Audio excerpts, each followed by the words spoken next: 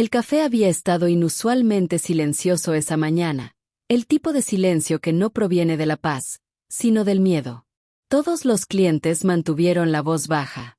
Los camareros y baristas se movían con rapidez pero con cuidado, e incluso el zumbido constante de la máquina de café expreso parecía apagado, todo porque él estaba allí. Sentado en la mejor mesa junto a la ventana estaba Richard Carrington, un hombre que evocaba tanto admiración como temor en la ciudad. Era un hombre de negocios millonario, conocido no por su generosidad sino por su temperamento, su arrogancia y sus estándares imposibles.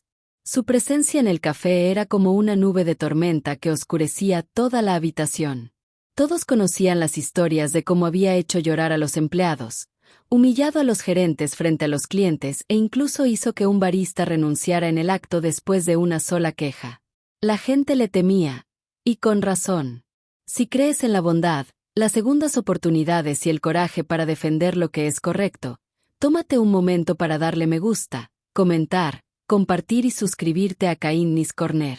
Su apoyo nos ayuda a seguir brindándole historias poderosas que cambian la vida. Ese día en particular, Richard se encontraba en uno de sus momentos más temperamentales.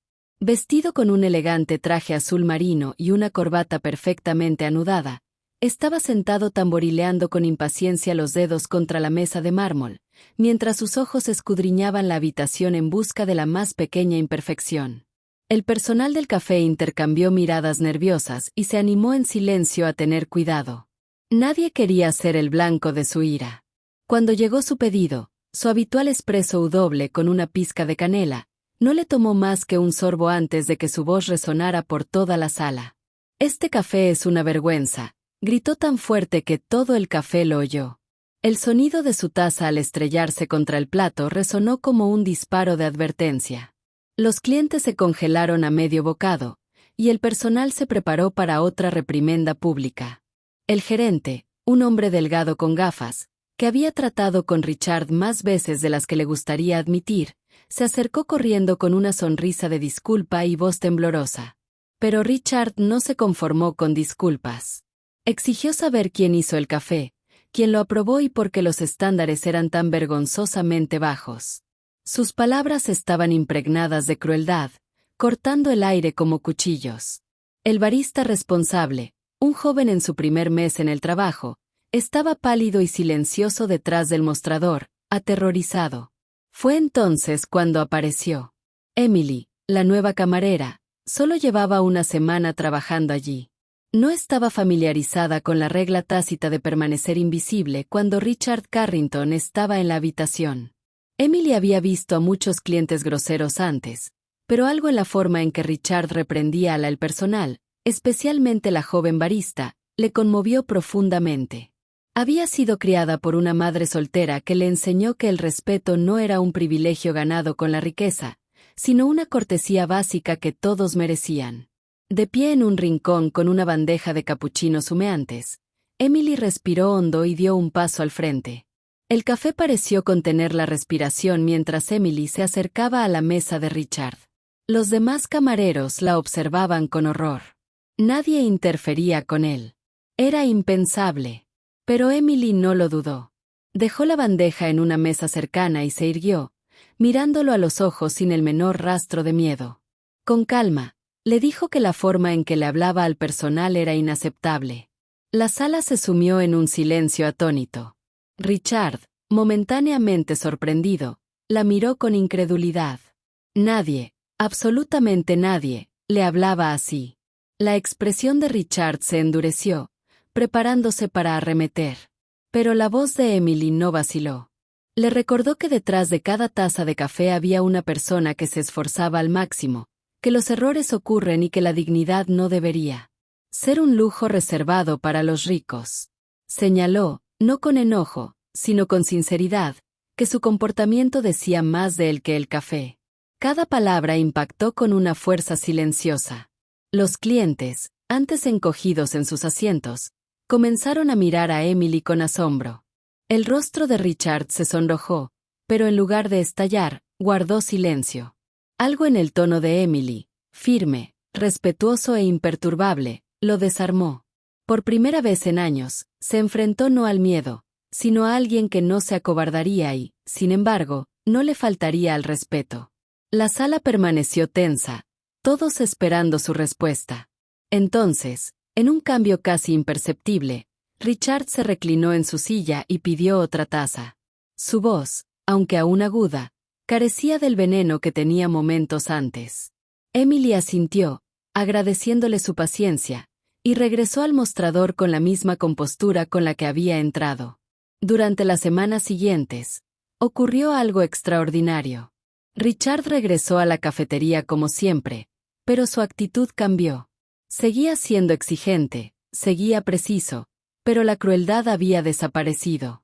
A veces incluso hacía pequeños elogios al servicio, algo que nadie recordaba haber hecho antes. El personal empezó a relajarse las mañanas que llegaba, y la tensión opresiva que se cernía sobre el café se disipó poco a poco. Y aunque Richard nunca se disculpó abiertamente, todos sabían la causa del cambio. Una joven camarera se había atrevido a plantarle cara y, al hacerlo, cambió no solo su comportamiento, sino todo el ambiente del café. Emily nunca buscó reconocimiento por lo que había hecho.